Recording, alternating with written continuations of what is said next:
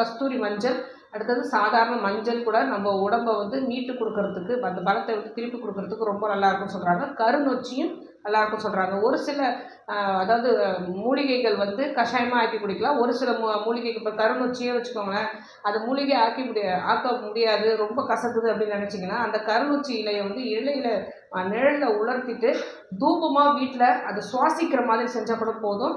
ஒரு என்ன சொல்கிறது, அந்த ஒரு கொட்டாஞ்சி எரிய விட்டு அதை கறி எடுத்து அதை தணலாக்கி அதில் இந்த நிழலை உலர்த்தின இலைகளை வந்து நல்லா கசக்கிட்டு தூபம் மாதிரி அதை போட்டோம் அப்படின்னா, அதை நம்ம இருக்கிற ரூம் ஃபுல்லாகவே அது பரவுச்சு அப்படின்னா, அதையும் சுவாசித்தோம் அப்படின்னா நமக்கு உடலில் உள்ள நோய்களும் போயிடும், நோய் அணுகா விதியும் நமக்கு கிடச்சிரும். அதுமாதிரி நோயிலேருந்து மீண்டவர்களுக்கு பழைய பலமும் கிடச்சிரும். இந்த மாதிரி மூலிகைகளை நமக்கு தெரிஞ்ச நம்மக்கிட்ட கிடைக்கிற இந்த மூலிகைகளை மட்டுமே நம்ம யூஸ் பண்ணிக்கிட்டு வந்தோம் அப்படின்னாலே நமக்கு ஒரு நல்ல ஆரோக்கியமான வாழ்வு கிடச்சிரும். ஆரோக்கியமான வாழ்வு